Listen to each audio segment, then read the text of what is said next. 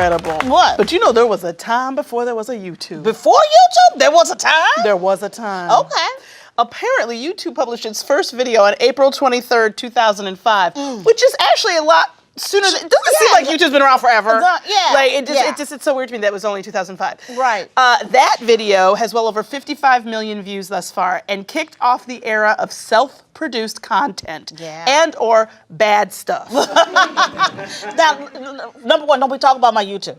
I'm just saying. I love me some YouTube. I will go down a YouTube hole in a minute. Oh, but I'm just saying that some of the content reminds me of self-published books. Okay. And not in a good way. Touche. Not in a good way. Some of them are great. Yes. But a lot of them, if only yourself wanted it, maybe it was just for yourself. Well, families with children are now raking in the dough by sharing their everyday lives on social media with millions of viewers. But this is the question we're asking today. Is it wrong to try to make your children internet stars? First of all, I will say this. When we started this show, I was asked, you know, do you feel comfortable talking about your family, showing pictures of your family? And I had to go home and have that conversation with my husband and my 12-year-old. And I said, is it okay? What can I talk about with you or share about you? And this is not, she's not here every day. You know what I mean? But I do talk about it from time to time. But I had to have that conversation. Well, you chose to have that conversation, which I think is that's the big difference. It's like that there are a lot of households where you see children who aren't of an age where they can make that decision from being babies, just being really young, you know, and not being in a place to understand what they're agreeing to. Exactly. So that's the thing that you, and I did the same thing with adults in my family. They asked, you know, can we talk about your family? Can we see pictures of them? I asked them all. Now, after they see it, they may change their views. Because I may have shared a couple of things that I didn't get express pre-clearance on. Right. But in general, that's, I think, the issue here is really, can the kid make a decision? Yes. Even if you make them a part of the decision making. Can a 2-year-old give consent about their image and their lives? I know they can't legally. That I know. We sent our cameras out to get some opinions on the topic. Take a look.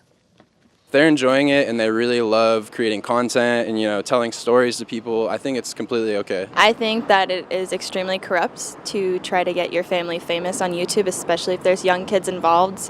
Their brains and bodies haven't fully developed and they don't really have a choice. When you're a kid, if you have kind of funny videos like that, it's kind of fun to watch. It's almost like home videos, but that were shown to the public. So I don't know, that's a tough one. Once you start having to prompt a child to do something, you've kind of lost the magic that is filming, you know, a child in their natural, curious state. When things start to get staged and propped, I think it really dampers their ability to socialize. Well, you know, one of the things I like to watch on YouTube is the Batman dad, right? And with his family, and then, you know, and they're like, but now they are producing. At first it was a bit, and now they're produced, right? And you know, so is it natural anymore? People are, because of social media, we've got more people posting their kids. Well, and you see kids growing up in this situation, and now, you know, if you look at a young person's, especially like their Instagram, every time it's 1,000 pictures of themselves in the exact same pose because they figured out the right angle. So it's just sort of like, I think that, and I have noticed, I don't want to name names, Spencer and Heidi, but when we were on a show with some people on a reality show, these were two people who other people observed who weren't a part of the show walk around and seem to think they're always being filmed. And now they're having a kid, and I think they're doing a new show. Well, you know what? Here's the question people are asking. You know, is it a great way to make money? But can the child consent? Exactly. Well, with the opportunity to make so much money and a low cost of entry, it's easy to understand why somebody would want to try. Right? Like this dad from Rockingham, North Carolina. Take a look. How you doing? This is Derek Wallace. I'm here with my babies, Adarian, Adariana, and Adarius. I really want to make some videos with them and get them started in the show business. Is there any advice you guys have for us? I really need your help. Wow. Maybe wait till they can bend. Yes, or hold themselves up. Maybe just holding yourself up. I mean, the baby, that's not even, you know. Well, joining us in the studio to help answer that question is Harry Sang, talent manager for influencers. One of his recent clients, Lil Tay, disappeared from social media after some controversies, including a video that seemed to show her smoking a hookah. Lil Tay has millions of followers and was dubbed the youngest flexer for flashing stacks of cash and fancy homes and cars and hanging out with rappers. followers, all before the age of 10. Talk about peaking early. Welcome, Harry.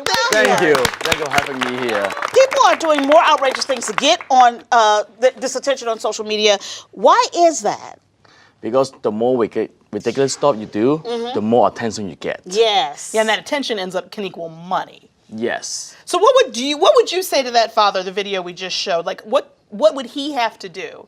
Just think of some really funny idea that would get people eyeball into the video. Yeah. And then you should be fine after that. Right. We should be going viral pretty easy.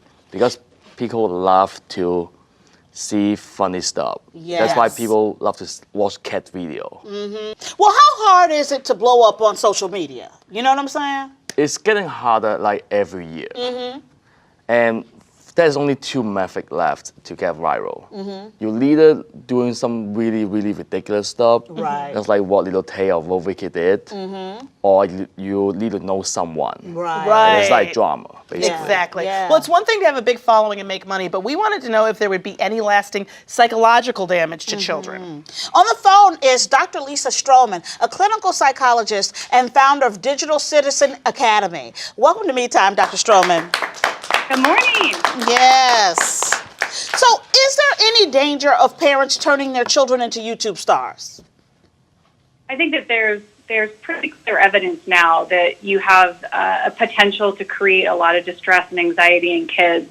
As parents, we have to be more careful in understanding that can happen. Self-esteem and anxiety and all of those things are things that we are seeing in the research. Can a young child actually give consent? Yes. Children don't have the ability to give their own consent, and that is why you will see in a lot of these cases where you have YouTube families that are online that the parents are actually have been charged successfully in cases of neglect, abuse, financial extortion, things like that when they're dealing with kids and putting them online. Well, we asked on Facebook, is using your kids in a YouTube video a violation of their privacy? And it was split exactly even. 50% said yes and 50% said no. So, Dr. Stroman, do you think it's an invasion of their privacy? I do, and personally, I'm a mom, and I think about my kids going off to college or getting their first job, and I think when I look at, again, my world is kind of harder because I see like the legal aspects of what bad people do with kids' images online, and so, as a mom, I just have to say, think about whether or not that image of your 3-year-old is going to be something that they're going to want to see when they're 20.